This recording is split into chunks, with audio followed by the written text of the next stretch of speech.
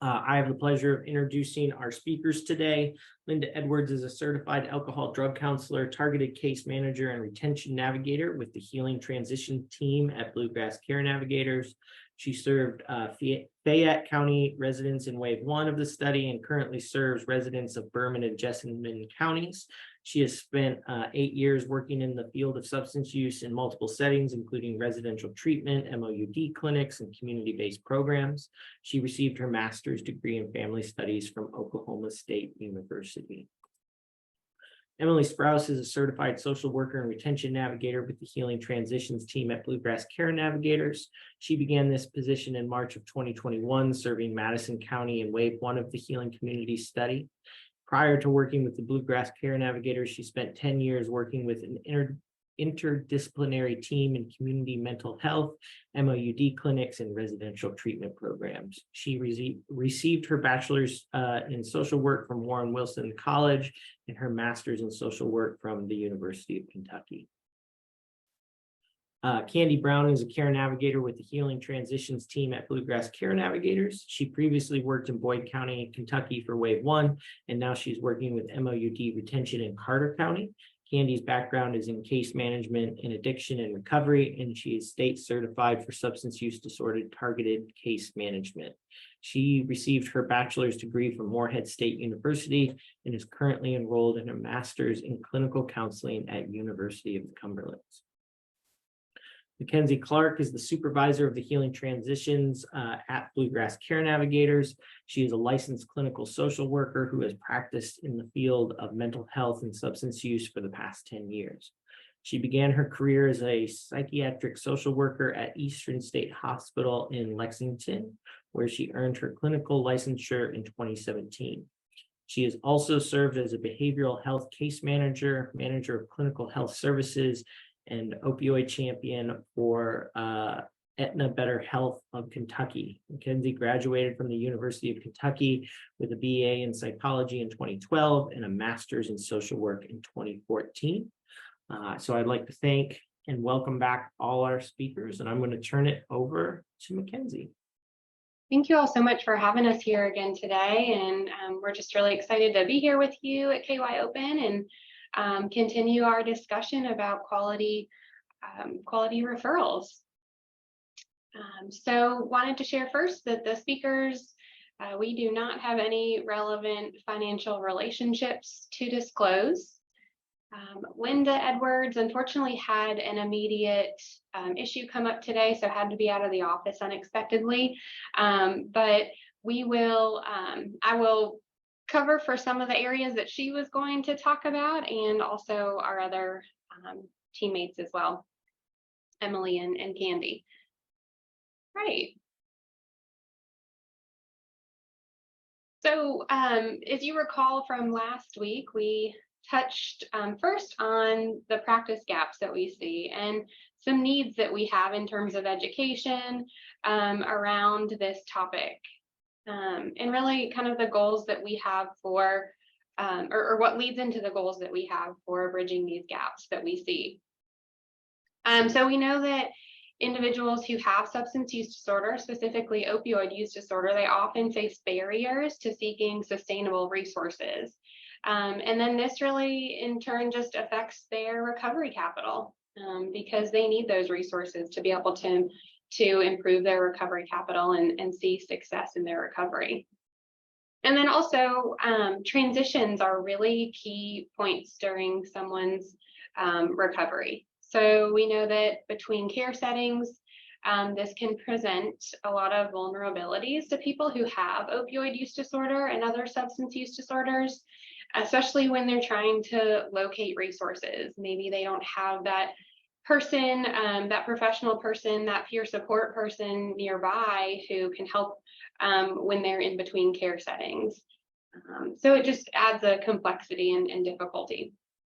And then overall, many individuals who have opioid use disorder and other substance use disorders, they have a mistrust of providers. And that could be a number of different reasons. Maybe they had poor quality referrals in the past. Maybe they just didn't know that they could seek other providers. So a number of different reasons why that may have happened, but we want to work with our clients to try to overcome that and work through that trauma. So then to address those gaps, this is really what we want to leave today, understanding better. And what we want to keep in our forefront is care navigators and people who help clients with OUD help find referrals. So we want to look at the vulnerabilities and the common barriers that they face. We want to help them identify those. We want to identify supportive and high quality referrals. We want to have those in our back pocket too, so that we're well equipped and we can be confident and comfortable and quickly go into that intake with our next client and say, hey, these are the best quality referral sources for you. And then we want to explain the importance of thorough active referrals, especially during times of transitions too, because we know this is a vulnerable time. And overall, really important, we want to focus on maintaining a person-centered approach to reach that client's goals, and remembering that it's the client's goals that are at the forefront. Great. So just a little bit of a refresher from last week. We learned about the STAR referral method. This is really neat, and it really just is a good way to have all kinds of factors surrounding a quality referral really on one page here and in one chart. So supportive, that's number one, and that's the first letter in STAR. We want to know what our role is in the face of the client's, the patient's needs. So, first and foremost, ask the client, what is it that you need? What is it that you want to see me do to help you in your recovery? And then supporting their decision the best way that you can. Okay, so it might not look like solving every gap in their care, solving every issue that they have. But are we really trying to focus and help resolve those priority concerns and gaps that they have in their care? And then thorough. So I want to come prepared. I want to come and be confident and have 100% evidence-based practices, procedures to provide the best quality referrals that I can. So having those past referrals that were really successful in your hand, having that evidence-based treatment approach on paper that you can provide to them, and just being knowledgeable about that. So we'll talk a little bit more about that as well in the coming slides. Also being active. So this really goes a long way. I think we all know that in terms of engagement. We want to work alongside our client as much as they want us to. And that might look like a discussion too with them. So how active do you want me to be in this referral process with you and seeking out resources? We want to respect that autonomy of the client. And then actively assessing the client's needs. So how active can they be in the referral process? Respecting that autonomy if they have the ability to really take a lot of charge in that process, but then also being there and being as active as they want you to be. And then lastly, the referral quality. So we want to not just provide all of these referrals, hand them to the client and say, hey, good luck, I'll see you later. I know you'll do just fine. We want to follow up with them too. Not only does that help with engagement and that trusting relationship that we have with them, but it just makes sure that the resources and the referrals that we provided, they were strong quality referrals. And if they weren't, having that discussion with the client, what is it that we can do moving forward? Is there anything that we can implement to make sure that you're getting the care that you need? What else do you need? And that's going to help you too when working with other clients in the future. So last week, we also talked about this method for for referrals called SBIRT. It stands for Screening, Brief Intervention, and Referral to Treatment. And it assesses really the severity of that substance use disorder that that person has. And in turn, it helps you and them and the treatment team determine what level of treatment would be most appropriate for that client. Because as care navigators, as mental health professionals working with people who have substance use disorders, it's really our goal and our priority to make sure someone is at the minimal amount of care, right? So the lowest level of care possible that will help them. We don't want to send someone to an inpatient hospital when they don't necessarily need that care.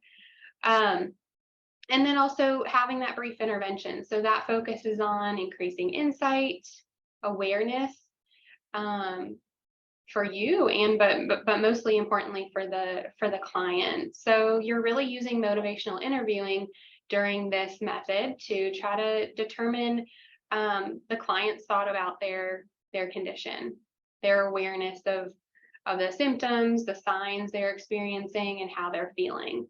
And then, what is their motivation towards behavior change through those skills that you use with MI. And then lastly, the referral. So referring to treatment, of course, with the help of their providers. So determining what level of care they really need to be in to get the quality care that they need. You'll see some examples here that we talked about last week. So at any point, if you ever need any resources on SBIRT or want to learn more about it, there's a lot of information on SAMHSA's website that we share here with you.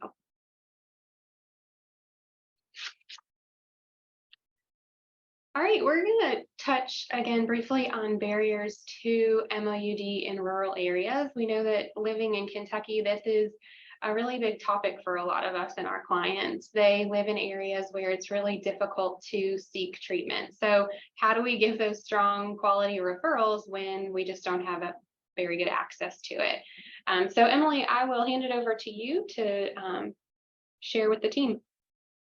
Thank you. So I think kind of the first area that we usually start with is understanding what the client's needs are, what kind of MOUD they're looking for. And so that helps us know what type of treatment facility to look for and where the closest one is, kind of what makes sense in proximity to them, as well as finding one that they have the ability to access.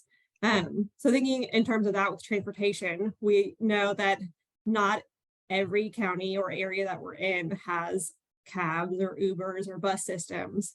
So thinking of how folks are going to get there, what support systems they have, if they have a vehicle, or if they have to kind of carpool with a friend or family member to be able to attend, either looking at daily dosing or coming in once a week to see a provider, that sort of thing. And then unfortunately, we do know that stigma is something that a lot of folks encounter in rural areas. So thinking about where that stigma is coming from and discussing that with them. Is it a family or friend that is kind of giving them a hard time about seeking treatment, and looking at that and kind of seeing like what resources we can provide them with when addressing that stigma. We have the Healing Community Study, and NIH has put out a lot of really great resources in terms of like brochures and flyers talking about MOUD. And we definitely review those with each of our clients, but also encourage them to provide them to any providers they're seeing or any folks in their lives that maybe be the ones portraying that stigma. And then the last is technology. So thinking of if with the proximity to treatment centers, if a client is able to access telehealth, thinking of what all is involved with telehealth. Do they have a strong internet connection at their home?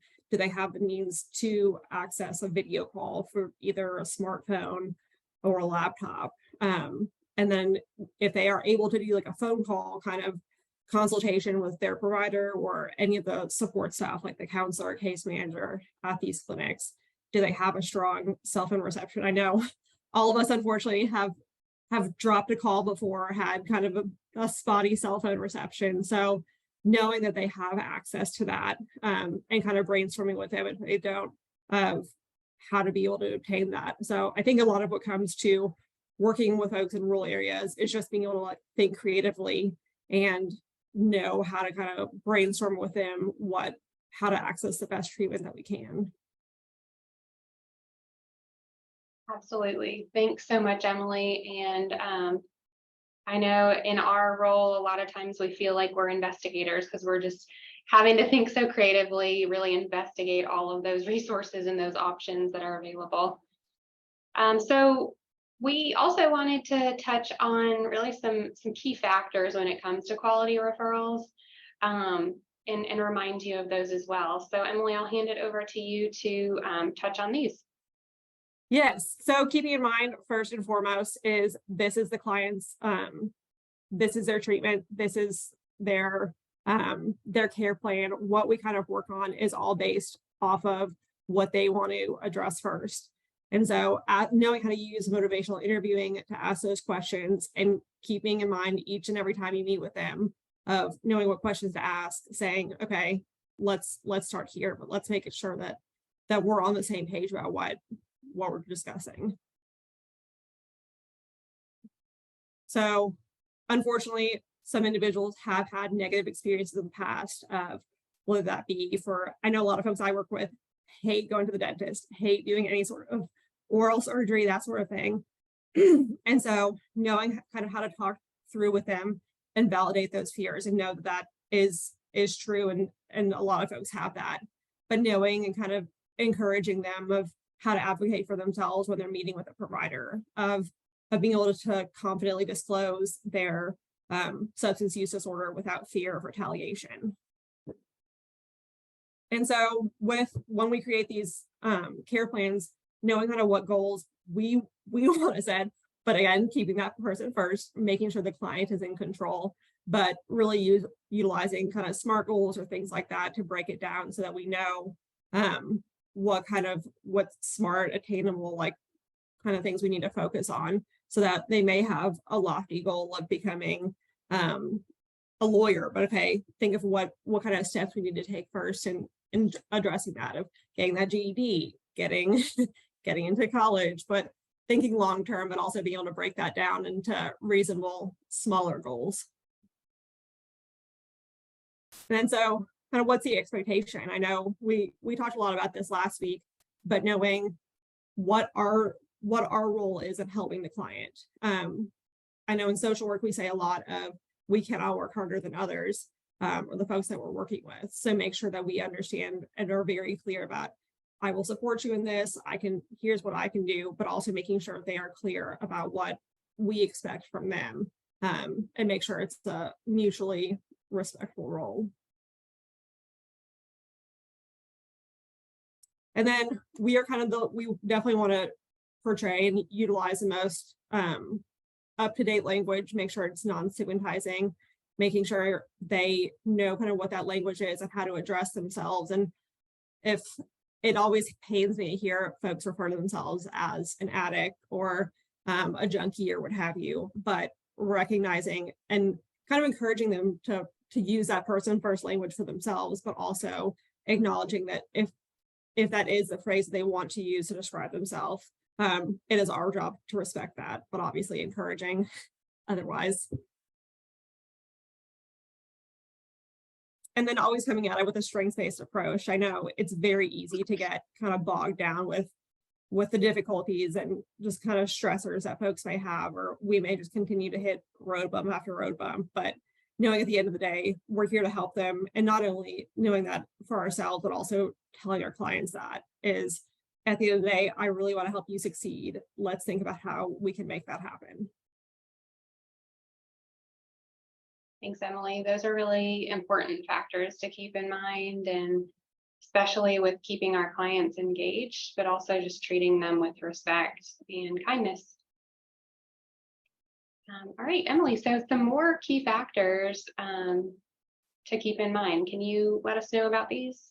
Yes. So I know later on in this presentation, we'll go over some of the community resource guides, but just for us to be able to come to that first session with folks, be able to confidently review the resource guide and kind of know in our scope of things what providers they will see that are supportive of their treatment for MOUD or working with folks who have a history of substance use disorder.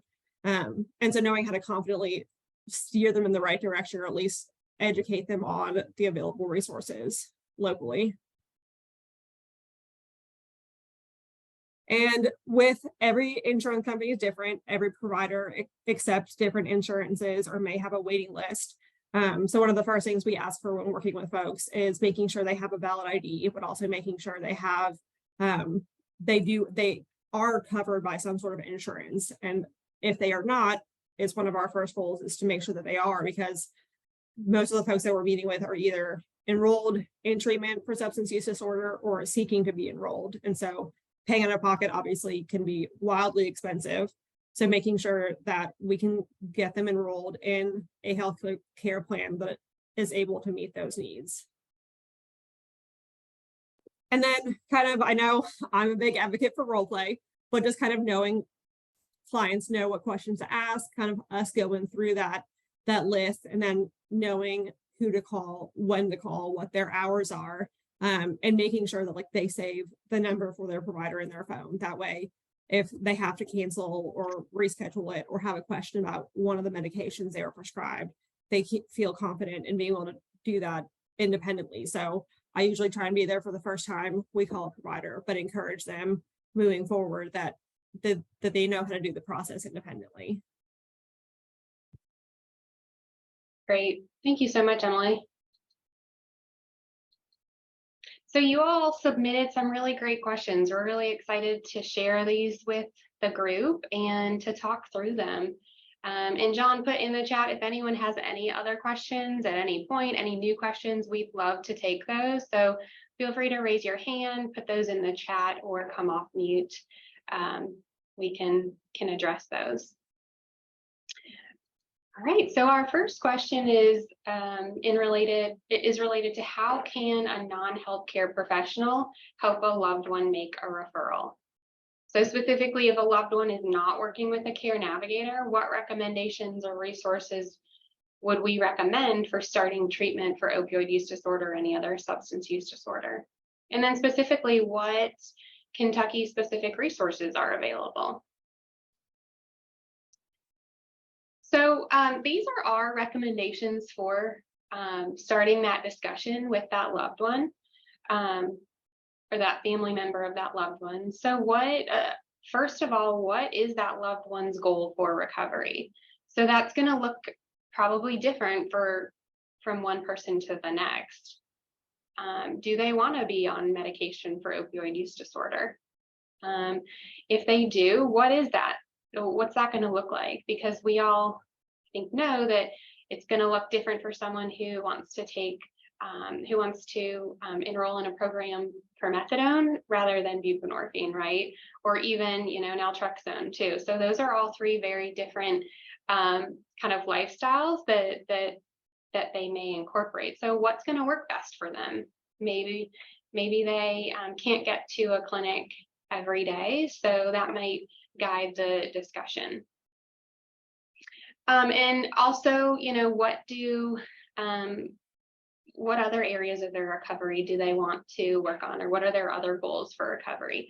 So, those are going to be those social determinants of health, not just the medical type piece. So do they have transportation? Are they hoping to get that vehicle fixed so that they can get to their appointments every day?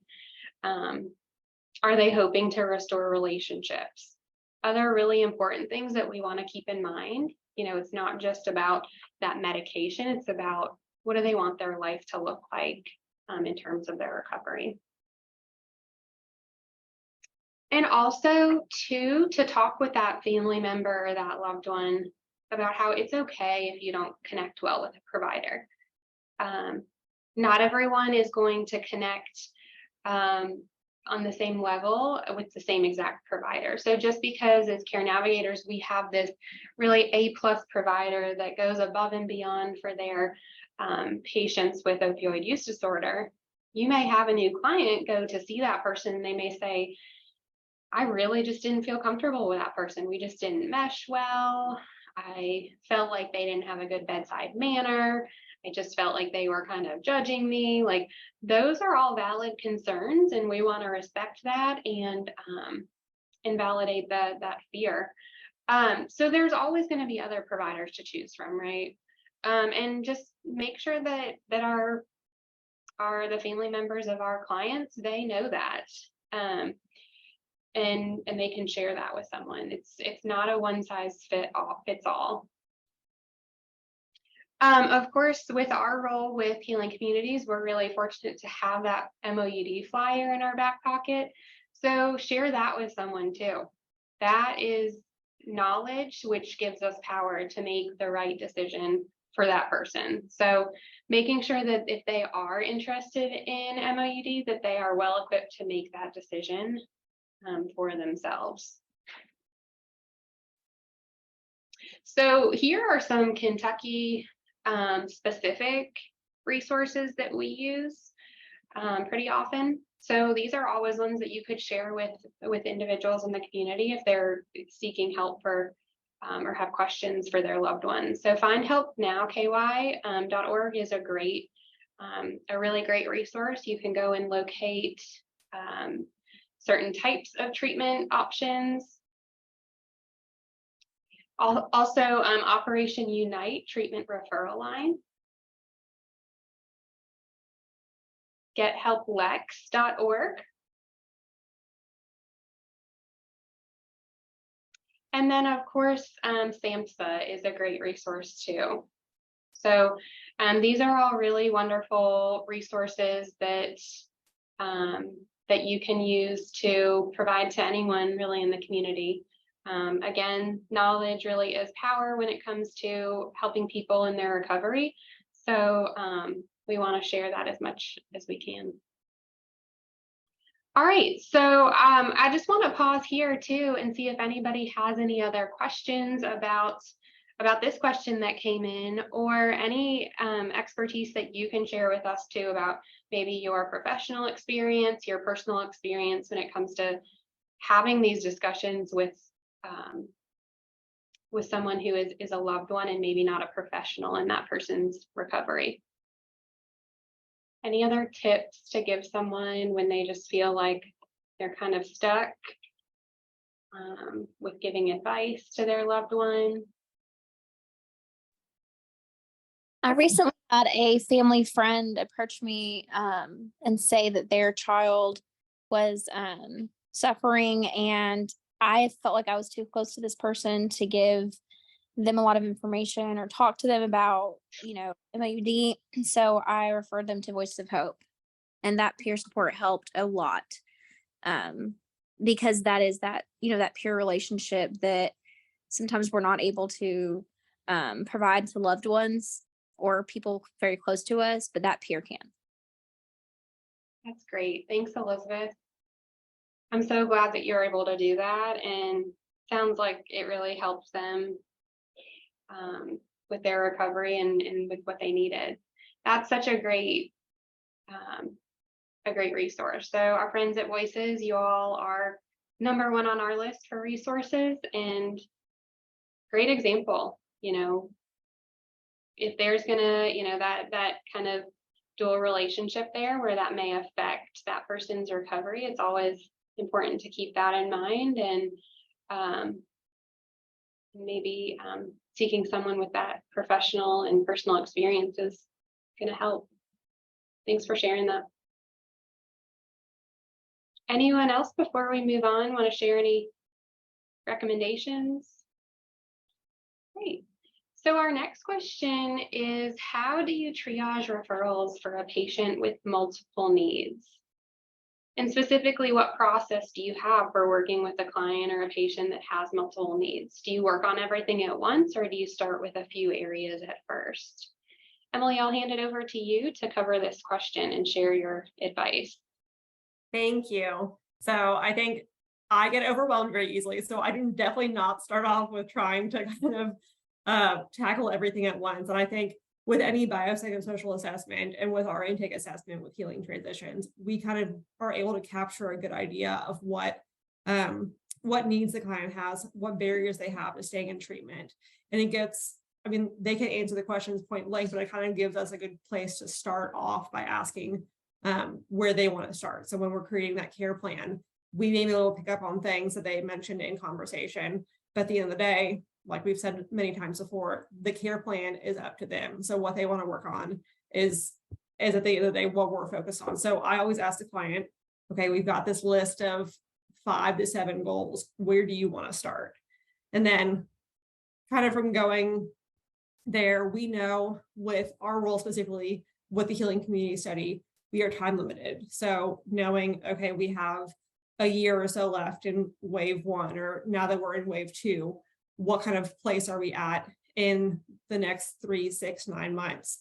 So we do risk assessments with clients after the first 90 days. We do those each month. So keeping in mind what their highest risks are, but also when we're talking about various needs, say we have 6 months left. I know you have a dozen goals, but what are 3 of those that we can like realistically accomplish and check off that list? Obviously, we want to get you to a good place where you started working on those other goals, but we still have to prioritize because we have a limited amount of time.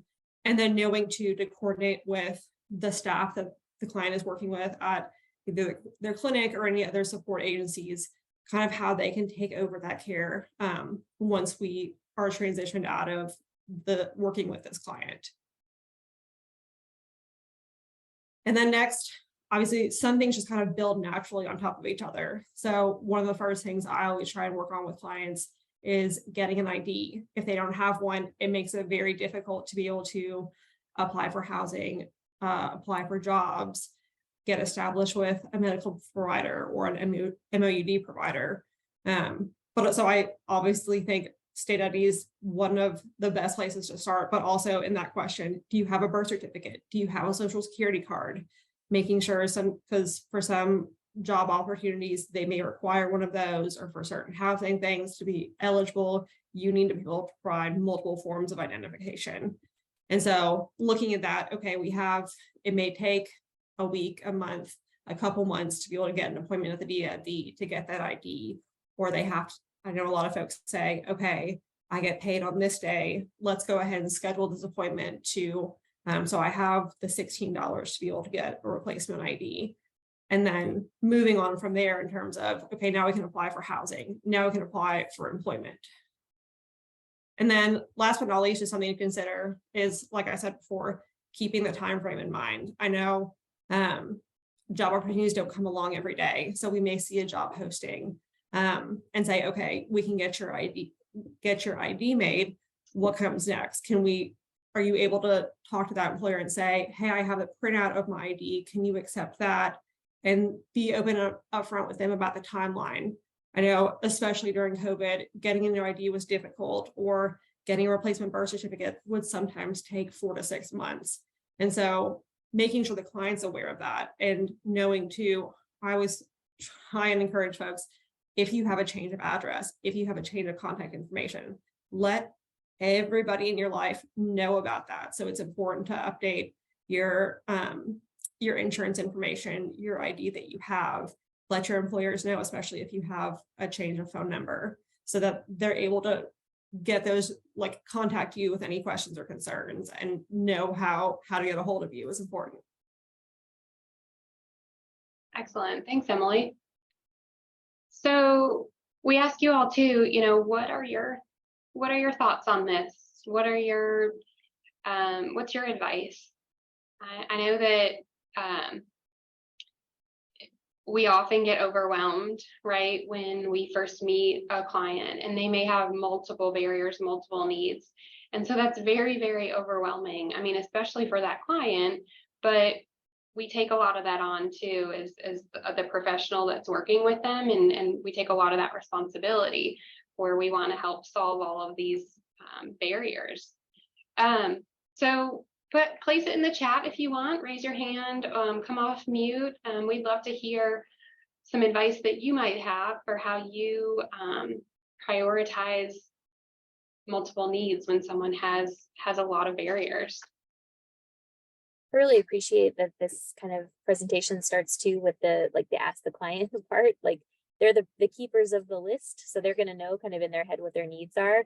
But I also in kind of my practice, I will let them kind of tell me kind of what their immediate needs are. I have a little kind of checklist of the things that are most common that people are talking about, and then I triage for like safety first. So medication is a life-saving measure for someone with a substance use disorder, especially someone in active use. So if I can encourage them to put that kind of higher on the list, I think that, or at least get evaluated for a medication, I'm going to place that higher. I know that not having housing and not having some of these other things are obviously they're huge barriers to be able to access treatment, but that's kind of, and then I'll say, well, you're telling me, you know, you're having a lot of difficulty accessing food, you're having a lot of difficulty accessing housing, and you want to get treatment. Can we talk about residential treatment? If I can kind of kill two birds with one stone, you know, just kind of, but for me, that's one of my first thoughts too, is just about like, what is the most immediate threat to safety?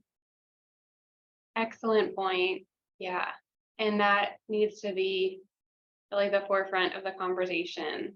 That's great. Thanks for sharing that, Alyssa. And I would plug that right in there, you know, and put stars and circle it, you know, what do they need up front to get out of a dangerous situation maybe, or to just improve and increase their safety. So great. I'm glad that you shared that. And then Kimmy said, I agree that finding out what time frame is important. We can help with employment without ID and can't do ID without birth certificate, I think sometimes. So sometimes breaking it down helps me figure out what should go first. Yeah, absolutely. And this was just kind of an example that we shared. Really, it comes back to that first piece.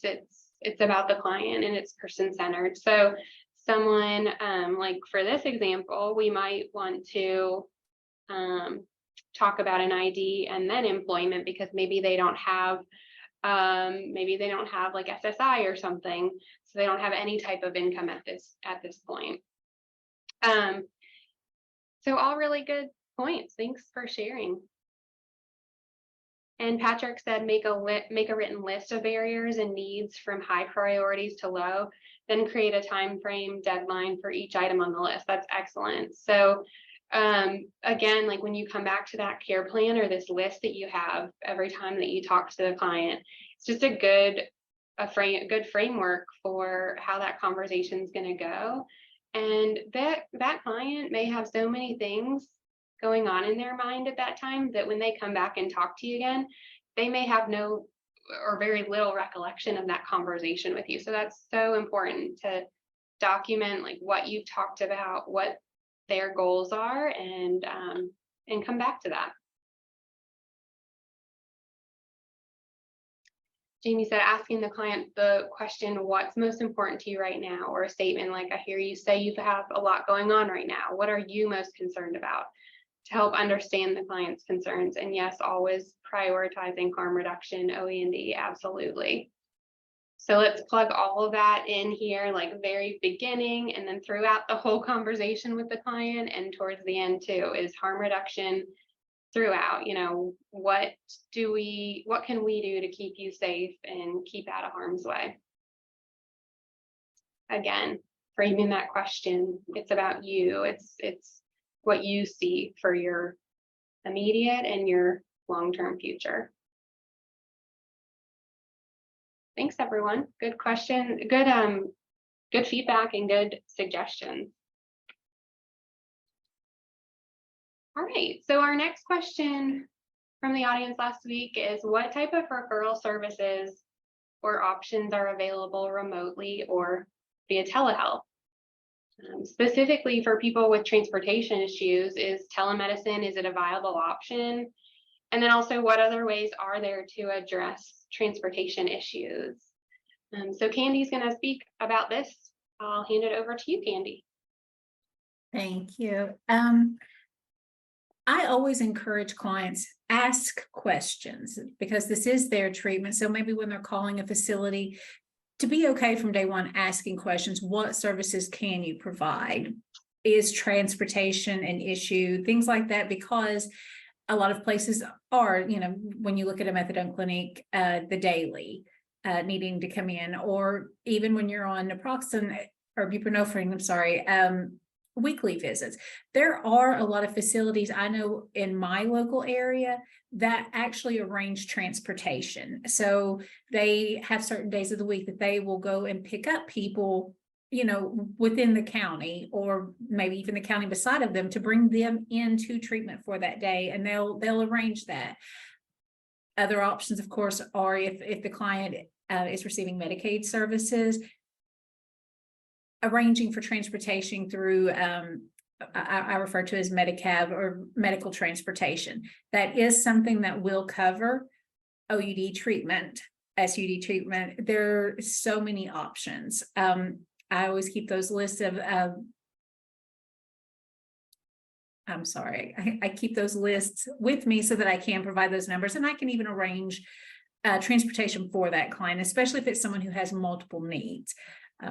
Arrange for them to go even further away for treatment. I've had clients that I've needed to send to UK, actually, from Boyd County, because there wasn't a provider in the area that could meet their needs. So it was just a matter of finding that resource, arranging, and he was able to be taken wonderful care of. But I always just make sure that the client knows this is their treatment. So it's okay to ask those questions. Ask, how often do I need to be there? Am I able to access and see the provider through telehealth services? And most places at this point do offer those. So it's just making sure to ask. Excellent. Thanks, Candy. And Alyssa also added a great point that Voices of Hope telephone peer support has been really great for some of her patients who have transportation barriers. So another really great quality referral for that. Kimmy said, sadly, in Jefferson, we're having issues with Medicare transportation, not accepting transport to OTPs, but will transport for Suboxone. It is tough for those who can't take the bus. Absolutely, I know. That's such a barrier for so many of our clients. And I know we'd love to break that barrier for them.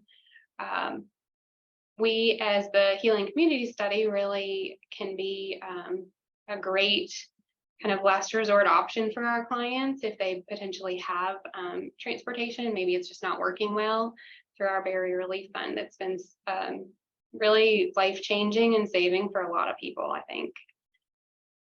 And that's where we just have to get very creative too, right? We have to kind of just investigate a lot of different options out there specific to that person.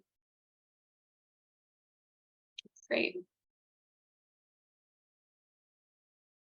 All right, so anyone else, we'd love to hear from you about any experience that you've had for what has worked for your clients when it comes to telehealth options, services, anything out there that you want to share with us that's been successful in terms of referrals.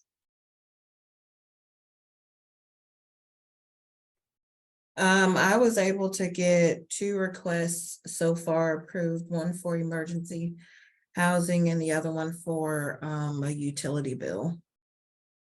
Awesome. Yeah. It's a unique resource to us, and it really helps people stay in their treatment and stay healthy. That's great.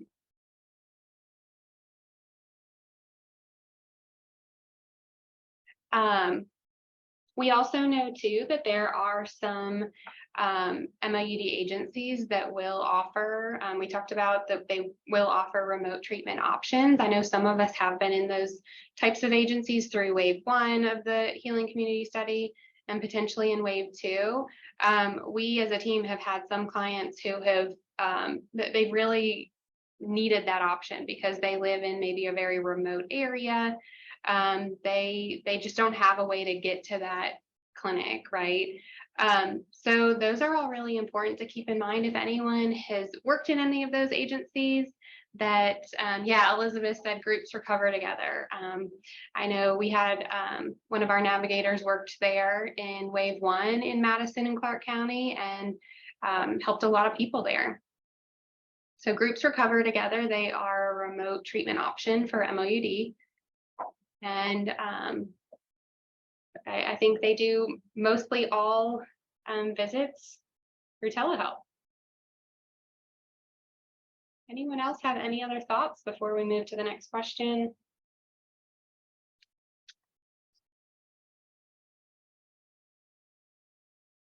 All right. Yeah, Pathways mobile units. So it's a great option as well. Yep. So last week in our slides, we shared the transportation service for those who have Medicaid in the state. They can assist with not only transportation, but Whitney says with referrals for housing, or excuse me, Medicaid in general, member services can help with referrals for housing, healthcare, and transportation.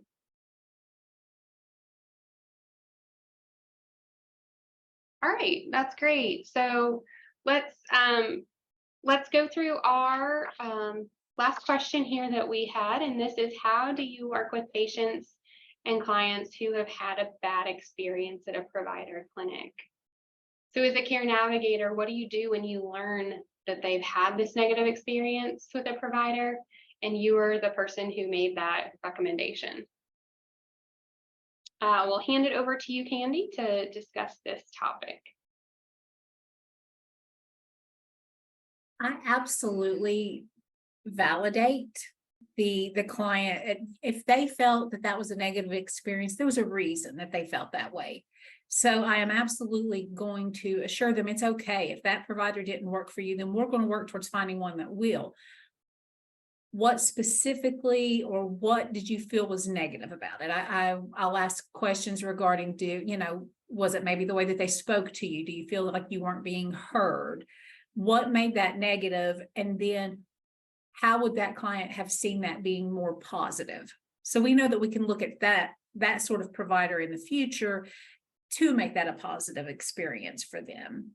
And again, ask questions. Always feel comfortable. And I tell my clients that as well, to be okay with asking the providers that they're working with, ask them questions about their care, because it is their care. They should be involved in each step of it. So again, I like to work with providers that I know work with MOUD, because I know that they're going to make my clients feel heard, feel important, and they're going to provide good care.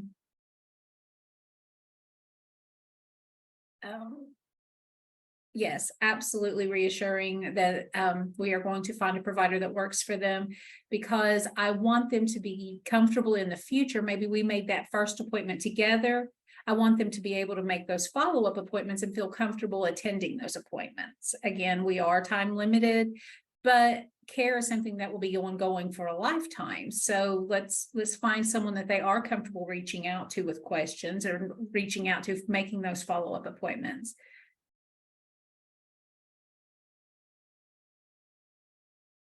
And yes, again, the positive outcome. Primarily, my biggest thing that I hear is the stigmatizing language, feeling like they're just looked at as someone with an opiate use disorder, therefore they're not taking them seriously.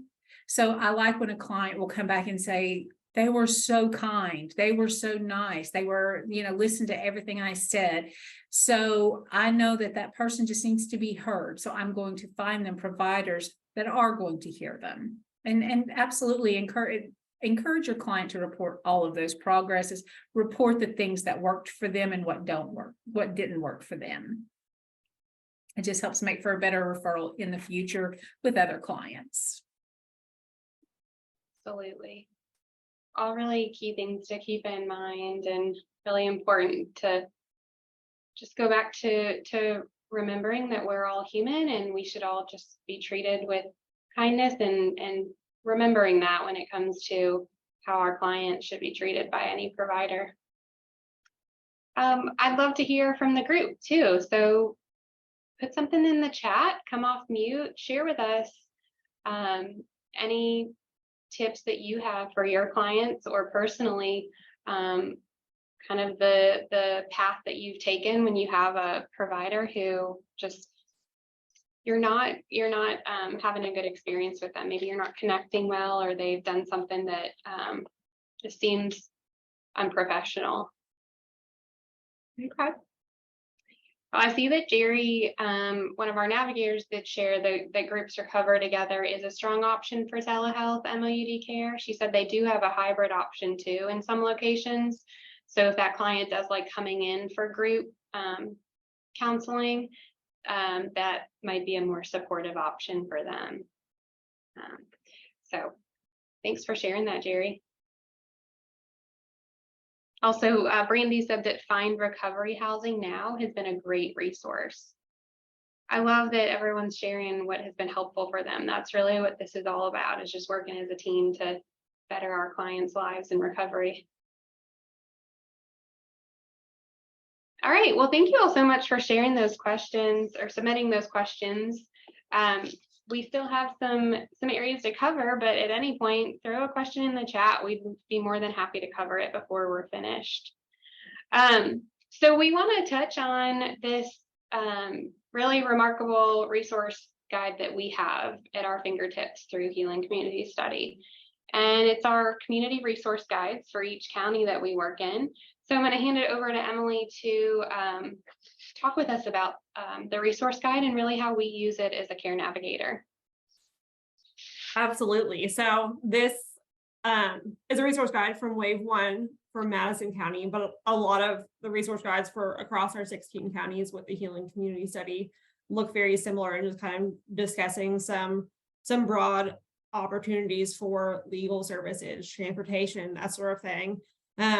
And for instance, like on this one in particular, we have the social support services. So first off is in Madison County, they refer to it as Kentucky River Foothills, but I know in a lot of other counties across Kentucky that's known as Community Action or other names, but they kind of are kind of the catch-all for LIHEAP services. They may run like this, like transportation services within that county.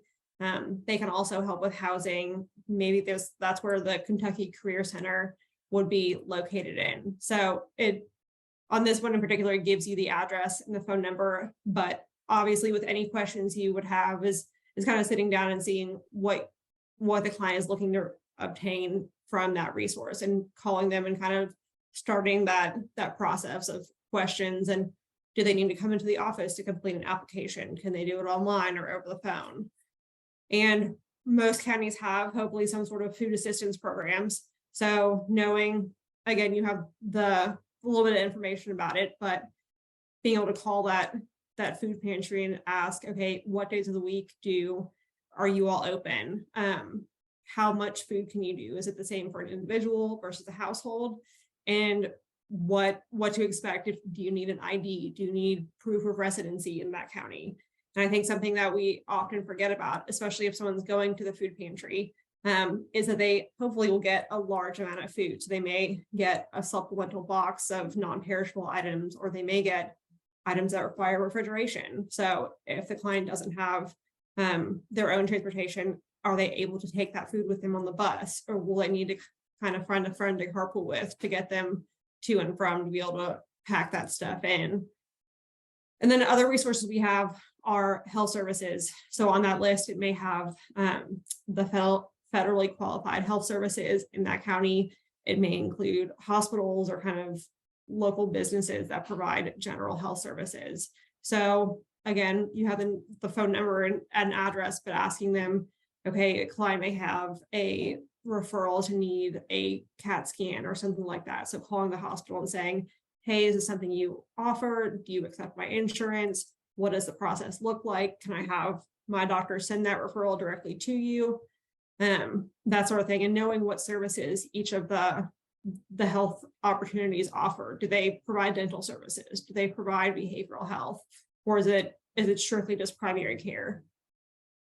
And other opportunities that the community resource guides cover are any domestic violence resources, any legal aid advocacy opportunities, harm reduction, Narcan, places you can go, usually the health department or the syringe exchange in that county, or maybe you may have to travel to like an outside neighboring county if you're in a smaller county or more remote area. And then just looking at transportation. Does the county have a bus service? Do they not? Do they kind of rely on local cabs and things like that? And I did want to bring up something. I know this Madison County Guide offers a housing opportunity, but as we found, unfortunately, in wave one, there are no emergency housing offers. There was at one point multiple shelters that offered emergency housing for folks on either on a nightly basis or a short-term basis, but all those closed during the pandemic. But even if there is a housing, a shelter option listed on that community resource guides, I know our navigators are very thorough, and when they sit down with the client and start calling the shelter to say, can this client bring their medication with them? What can they bring? What can't they bring? One of our navigators learned earlier this week, she was working with a client that had an oxygen tank and was recently discharged from the hospital. They called, made that arrangement for the client to go to a shelter for that evening. But when the client arrived, they were told that they could not stay because their oxygen tank was considered a fire or safety hazard.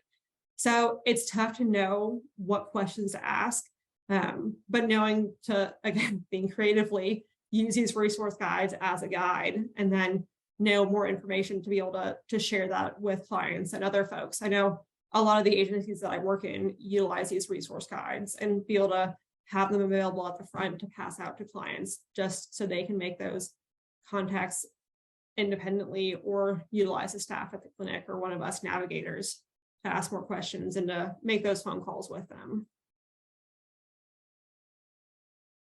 Great, Emily, thank you so much. And that's what, it's all about, really, is that navigator then let our team know about that. So now we have that knowledge when we go in and arrange for someone to go to a shelter in the future. So really, quality referrals is about working together and sharing that knowledge that we learn about. We don't all have the answers at our fingertips at any given time. So it's really all about just learning as we go when it comes to quality referrals. And John shared in the chat too the link for all of the 16 county resource guides. So just make sure that you are aware of where those are and share those with your counties or with individuals who could benefit from having access to those. They're very powerful. All right. Right, so we're going to move on to patient scenarios. We're going to share a few scenarios with you, and would love to hear your input on what you would do moving forward in these situations. So Candy is going to share our first scenario with us on Paul. Paul is a 47-year-old male recently released from 1 year incarceration with Department of Corrections. He is required to complete IOP. He is wanting to enroll in an outpatient MOUD clinic for medication maintenance. His strengths: he has stable housing with his mother. He's actively looking for employment, and he has current insurance with WellCare Medicaid. His barriers: he has a suspended driver's license. His home is 5 miles from city limits, and a distrust of medical providers from past experiences. Where do we start? Yeah. All right, everyone, where do we start? What's our first step? What do you think? Any example or any suggestions in the chat? Come off mute if you want to share. Tanya says OUD. Yeah, absolutely. So starting with that harm reduction. Transportation, Jamie, yeah. Ask open-ended questions to get to know the participant, absolutely. And connecting him to an MOUD clinic. Again, great harm reduction, and if that's the goal of the client, which it is for Paul, then that's number one. That's great. Anyone have any other thoughts for what to do next? Well, identifying his strengths and weaknesses using the ORS model. Yeah. Great. an ROI with the probation officer if Paul allows for this. So having that open communication, then helping him get to where he needs to be. That's great. You all are really thinking. All great suggestions. Yes. Yeah, we do this a lot too, is look into the return of the driver's license, those requirements. So we may have an ROI to talk with the court about it, and help get that back if they can. Identify IOP program that accepts his insurance. Yeah, he wanted to, or he's required to do that. So that's going to be a priority. That's a great next step. Yeah, and enrolling in IOP ASAP to avoid having to return to incarceration. Excellent. Link him with employment services to help build resume and look for jobs. Yep. Sounds like a good step after those immediate needs are resolved, right? That's great. All right, I think Paul is on the road to a healthy recovery. You all have done a great job helping out. Okay, Emily. So Josiah's barriers that were noted on the referral to healing transitions include his primary barriers as transportation and housing. And then when completing the intake for healing transition, Josiah shares that he does not have a valid ID. He is paying about $200 a month for a cell phone plan. He does not have access to electricity or water where he's currently residing. And he has an 8th grade education, which has given him some difficulty when completing reading and writing tasks on his own. So his strengths is that he is compliant with treatment for his various medical and mental health conditions, both with attending those appointments and with the prescriptions that he is prescribed from the provider. He attends all of his MOUD appointments and is engaged in treatment with the counselor and provider and case manager that he's working with. He utilizes his support networks of family and friends to kind of fill those gaps with transportation, housing, that sort of thing. And when he's unable to get a ride to any of his appointments, he will walk or ride his bike. So some barriers that we have identified is that his concern is for housing and not having utilities, no ID, transportation, an expensive cell phone plan, and some literacy concerns. So what's next? You all are already thinking, so figure out steps to get the ID, find a cheaper cell phone plan, work on license and utility situation. Okay, and again, first step also, with harm reduction might be offering OEND, offering that if he needs some Narcan, help get him continued education or schooling. Great. Great. Yep. Work or refer to resource to assist for water and utility while working on the ID.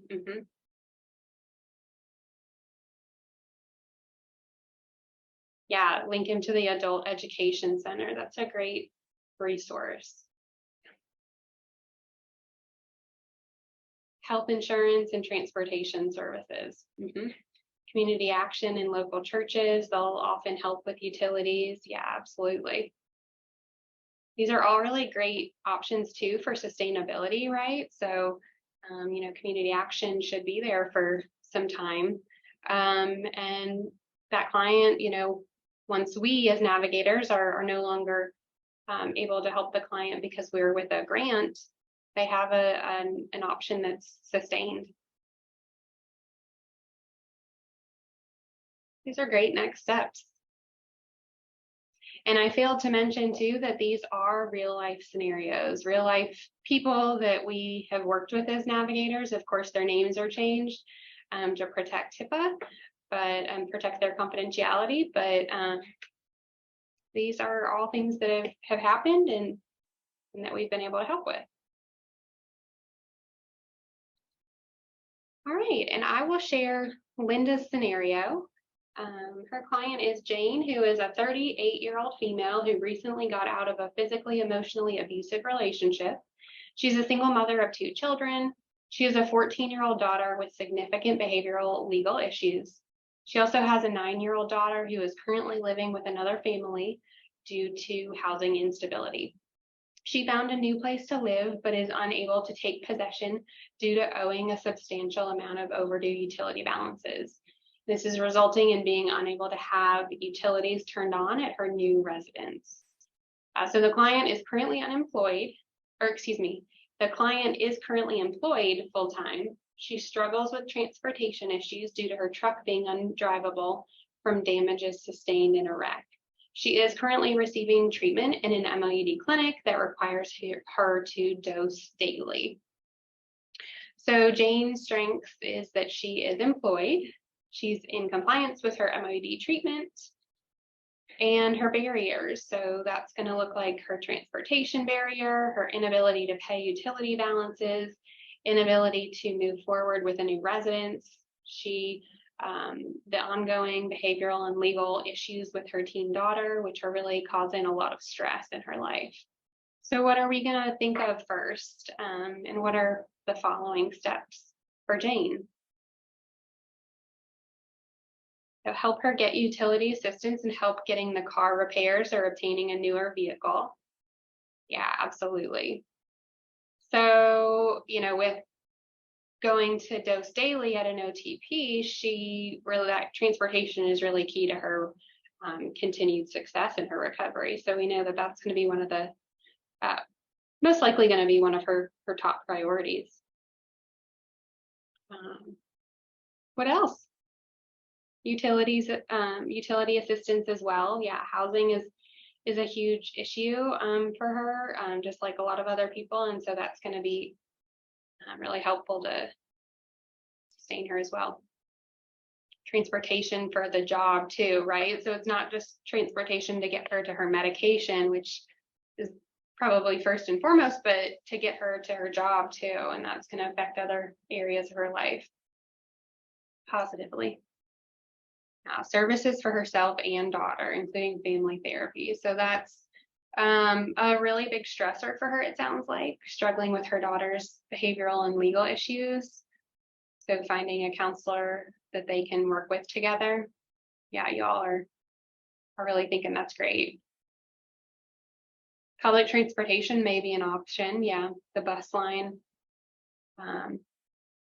Is the new place on a bus line? Absolutely, yeah. And that's a really good question to ask too. It's not just about that MOUD clinic, but are you able to get on the bus from your house too? Oh yeah, is there insurance on the truck too? From the wreck? Oh yes, great idea.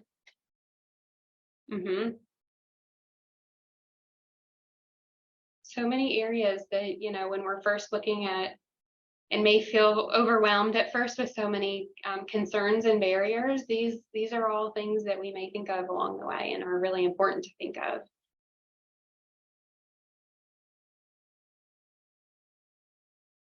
All right.